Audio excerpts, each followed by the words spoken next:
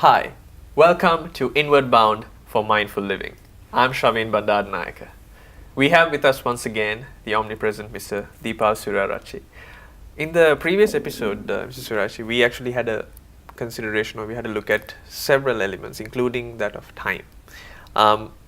I think if I may draw your attention today, you usually sort of shoot off like a small mail and tell me, these are the areas that we should really consider and they are very important. And one thing that really struck me was your discussion and moot point on this concept of multitasking. Could you elaborate on how that fits into the whole ambit of mindfulness?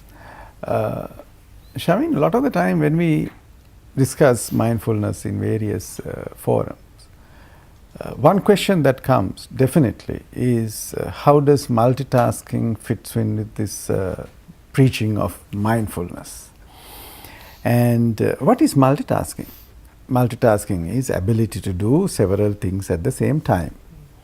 I think there are certain things we do like that while doing something else.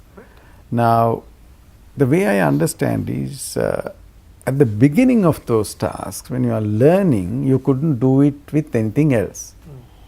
For example, driving. When you start driving, you have to think what is what. Accelerator, the ABC basically. That's right, gas and brakes, but in time to come, most of these things will go away. Yes. But until such time, you need to learn to do that. Now, once you master that, I think it's the older part of your brain which takes over, and then it is on, how do you call it, like an autopilot mode. It's like without you thinking, you do that.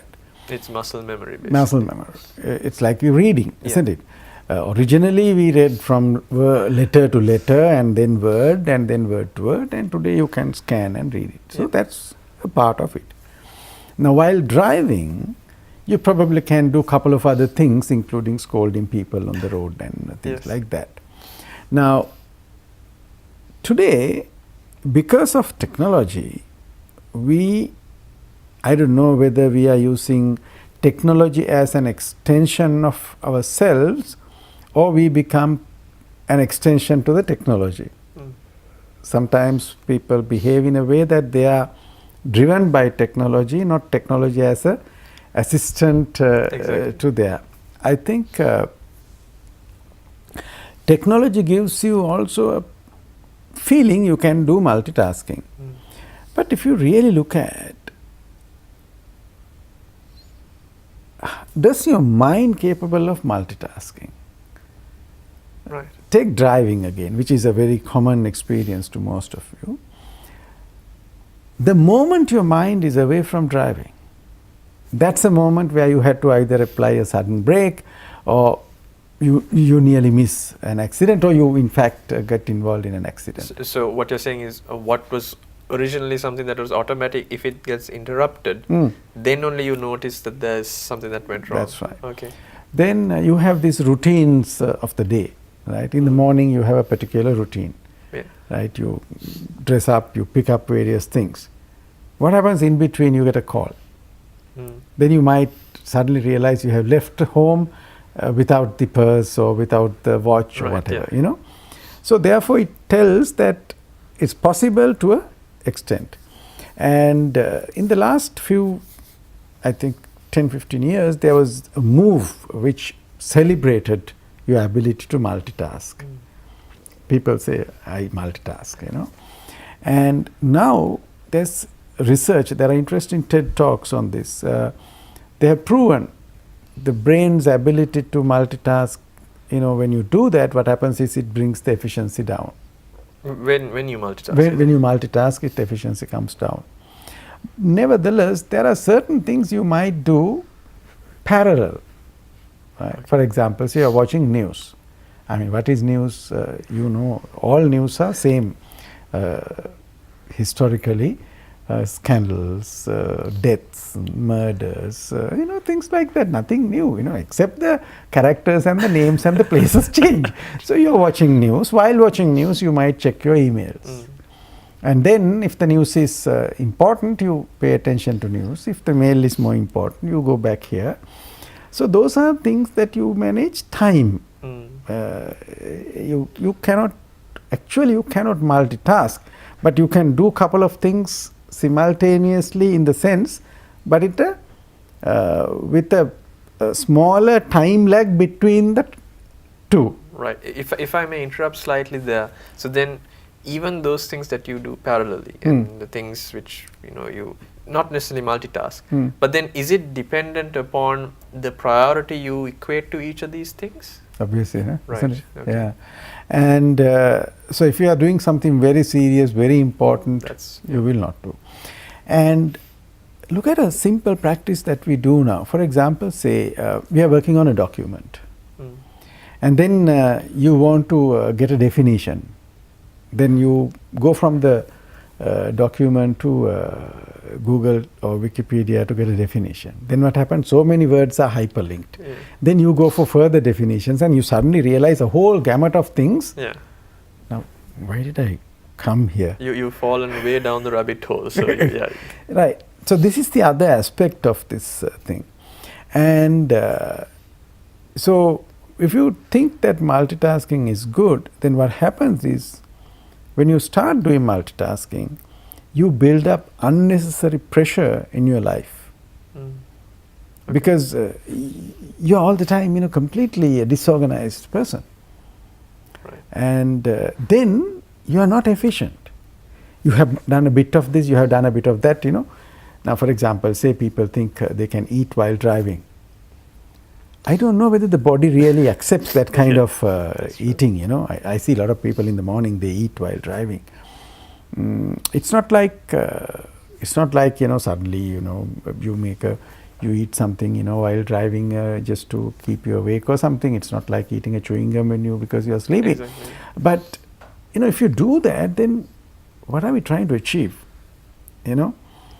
So is it in that context, again, depending not just on what you do, but the importance you equate to it? For example, you said having a chewing gum might be, it doesn't matter, but then having your breakfast while you're driving, you're sort of defeating the purpose of each element. I think that's a very, very valid point. This is what I'm trying to get at.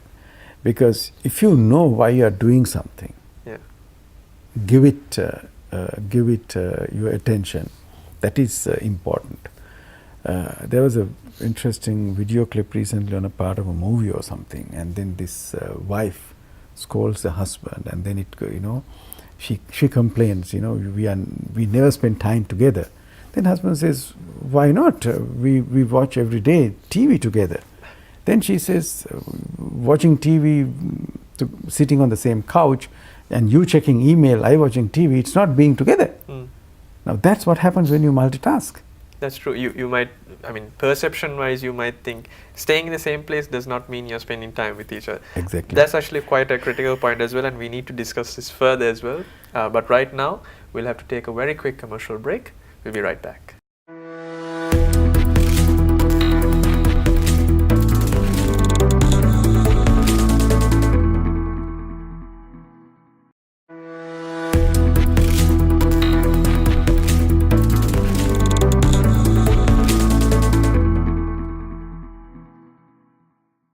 Welcome back to Inward Bound for Mindful Living. Mr. Surachi, I think we left off the previous segment on a very interesting note. You might be in the same place with one another, doesn't mean you're spending time with each other. Let's elaborate on that. I think today most relationships get affected by this multitasking business because you think you are spending time together, you think you are listening to your customer. Even in a business sense. How many times you go to a place and you have a customer care person and that person is on the phone? Yeah, true. So whom is she serving? You or the other person? Right. I don't think she serves either of us. Correct. I think in a very, very, very important point there as well, because when you, as you said, when you go to a place, usually that's a sense where the customer relations person is unable to balance the interest that comes his or her way, because the call is also important because there's someone trying to find out, but you have a person right next to you waiting in line for you to speak to. So sometimes the phone gets precedence over the other person. Exactly. And the person on the phone cannot see the situation. Exactly. But person here can see the situation. And he's unhappy, the one who called, because he thinks that he's not getting attention.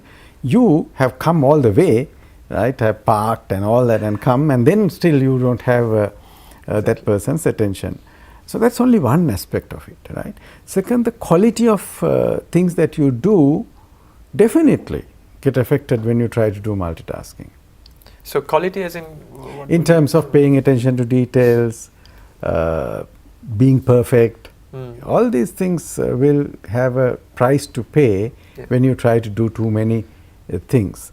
Now, this is, you don't have to, it's important to emphasize that multitasking versus learning to do things efficiently, fast, one at a time.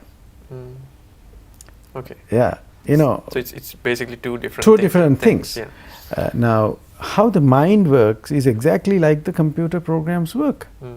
Computer programs, you know, all these commands, one after the other. Correct. And the mind also works in this exactly the same way. Thoughts come one after the other. So you will never have two thoughts at the same time, however fast. But the speed can be improved by constantly practicing, constantly doing it. So you can finish a lot of things and developing those skills. For example, typing. If you master your typing skills with speed, so you can type fast, accurately. I think you touched on that earlier as well. It's not the fact that you are really multitasking per se, it's just that you're doing each thing fast enough with minimal lag that you don't realize it's like sequential. You think it's multiple. Yeah, that's exactly. True. It's sequential. So, but if you try to multitask, what happens is you draw your life into multiple directions at the same time, kind of thing, and that creates enormous amount of pressure, and the price you pay may not be worth. A lot of the time we don't ask the purpose why we are doing it. We go with the flow, and then you suddenly realize, where am I? Your relationships have suffered, your health has suffered, your performance has suffered, and you have made mistakes. How many times we see on internet the kind of emails that we get looking at people's mistakes. So is this, if I may ask, Mr. Suraj, is it because people are more concerned about the outcome or the conclusion as opposed to getting there? I think it's the finish. You know? Everybody wants to finish. That's true. Everybody wants to achieve. But more important thing is the process. The journey, basically. The journey, even in business, right? When people talk of business results, it is a result. Yeah, that's right? true. Yeah. Result comes from a number of activities before. Correct. Yeah. So if you don't focus on the process, you cannot guarantee the result. So life is the same. So I think this gives a good tangent and an opportunity for us to then bring to place, and we'll elaborate this a bit further as we move along, but then how does mindfulness play a role in this particular aspect? Yeah. Because what mindfulness does is, it's like watching. When you're watching, you see what's happening. Correct. Yeah. Right. When you watch a procession, you can see how they behave.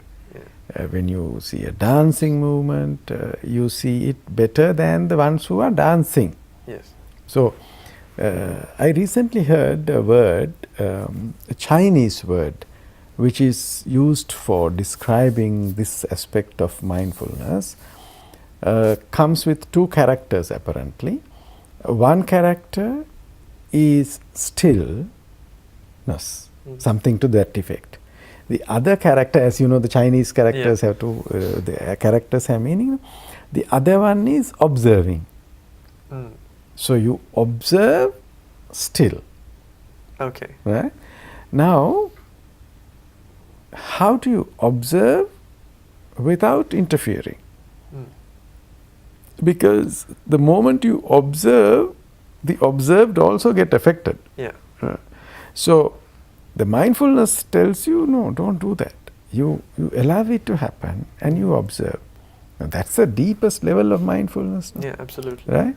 So by constantly practicing, what happens is you can pay attention to what you have to do very fast.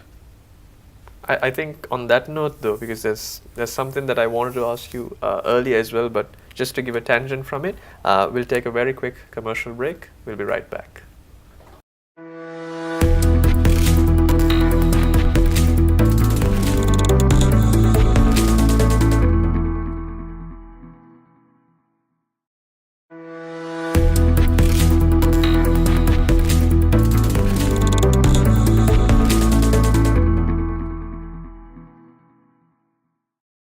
Welcome back to Inward Bound for Mindful Living. Mr. Surashi, you tend to, I would say, coin certain words, and in this case, I don't think it's coined per se, but you used a word earlier just during the break as well. That is, I suppose, an opposing idea to multitasking, which is monotasking. What is it, and how does it apply here? Once I think it was Suzuki, a Zen master in America, and he has been saying, always focus on one thing, do one thing at a time. And one morning he was reading the New York Times and having breakfast. So his student came and asked, you have been always preaching, do only one thing at a time. Yes, when you have to eat breakfast and read the newspaper, you do it as one thing. So, as I said, some things can be done like that if it is not very important. What I mean by monotasking is, if something deserves your attention, give 100% of your attention to that task when you are doing it. Right. Because why you are doing it if it is an important thing, and then you don't give it half.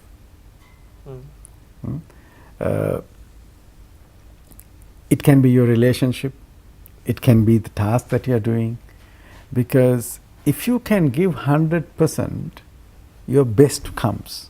Right. Yeah. You will never achieve the best by giving part of your attention. Right. So mindfulness help you to do that, because when you know that your mind is not here, the moment you become aware that I am not here, you are aware fully. And then you come back. Yeah. And then you give your 100% to whatever you are doing. That's right. That is monotasking. And monotasking gives you, now, you get completely involved, completely focused. It's like a surgeon who is doing a surgery. You ask any surgeon, when they are doing a very, very serious surgeon, they do so many things, but they are 100% attention in that particular area of the body. They don't see the rest of the man. Yeah, isn't it? True, yeah. There's this famous Zen story. I have written it in my book also. This in Japan they teach you archery, Yeah. So after practicing for many years, he had 3 students, this teacher. And so this is the final passing out test kind of thing. And he put a bird painted, and the challenge was to shoot the eye of the bird. So the first student looked at it and he asked, what can you see? I can see the bird. He said, don't shoot. The next bird on the branch kind of thing. The next student said, I can see the head of the bird very clearly, not the rest of the body. He said, don't waste the arrow. Third student said, I see, what do you see? I see the eye. Then you shoot. Right, yeah. So that is what you mean by monotasking.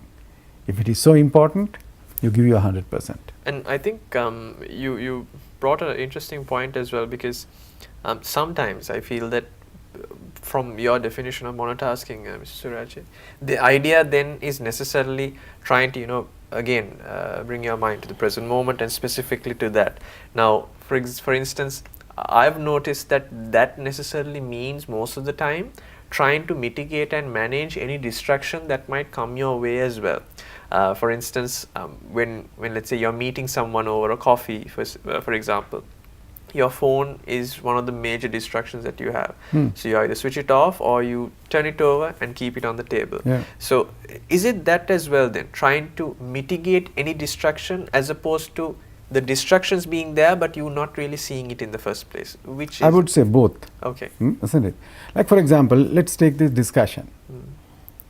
If we try to do this while thinking of something else, we will never be able to carry on this conversation meaningfully. Very true. Yeah.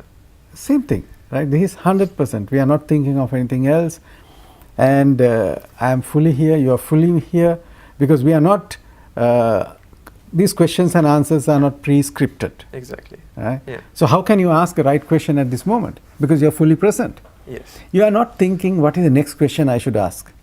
Right. Because your question comes because you are fully engaged with my thought flow, and it naturally comes. Because it's fluid, since you're saying it and I'm reacting to what you're Exactly. saying. Exactly. So we are That's just true. talking. Versus a Q&A. Right? True. Deepal, I have these 5 questions, please, right? So then you are thinking of various things. Hasn't it happened? It That's has true. happened to many a time. Some people come to interview, they have 5 questions. Yeah. So they are not listening to what I am saying. Correct. Yeah. And they said, Again, that's an outcome-oriented thing, right? Exactly. It doesn't matter what you would say. So if you- Right. Okay. So it's as much about being focused into that particular and then technically, no matter what distraction comes, it won't affect you in the first place. if you are deeply engaged in a moment, distractions don't come. Right? Right. That is because it's valuable to you. It boils down to this purpose, Shavin. Is it worth giving my time something? True. If it is worth giving my time, means I am giving a portion of my life. True. Isn't it? Yeah. Now we are living in this moment. Yes. Who knows that we will never meet again? That is this famous Japanese saying, Ichigo Ichie. Yes. It's so powerful thinking, That's isn't true. it? So how can you have that with multitasking? Yeah. And I think we need to really look at this business of multitasking versus monotasking, at least in the context of maintaining relationships. Because I think you're very right in that sometimes society itself will push you to a point where you can't necessarily monotask everything. Because relationships, maybe it's one-to-one, right? Yeah. In any context, it'll be like that. You with your parents or you with your loved one, wife, and so on. But if society, let's say work, for instance, Yes. you are compelled and you're pushed to have to multitask even if you don't want to do Yes, for example, that's an art. For example, depending on your job title, sometimes you are called for meetings. And this meeting 100% is not for you. But you are at the meeting. So you take down notes. They must be thinking it is on that meeting, but it is something that you want to do. So it's okay, right? And then you have a kind of a partial ear to see what are they talking. And if something is of your interest, you join in whatever, Yeah. That's okay. Because if they invite you without realizing that you have to be there, versus you are duty bound to be in that meeting, then you give you 100%. Yeah. Because if you have only 1 hour, then give that 1 hour so that you can finish your tasks in 1 hour. Right. Yeah. You fill up the time that you've Exactly. been allocated. So doing different things a little bit of while doing something else, where it doesn't affect either of it, because if the importance is low and you are just scanning things, that kind of thing is okay to manage your time. I think that's a very insightful thought to end on as well, Mr. Suraji. I've learned a new word, and I think our audience has done so as well, monotasking, and that's something to live by. So thank you ever so much once again for joining us, and we hope that the remainder or the rest of your week is as mindful as the 30 minutes that you've spent with us. So until next time, goodbye.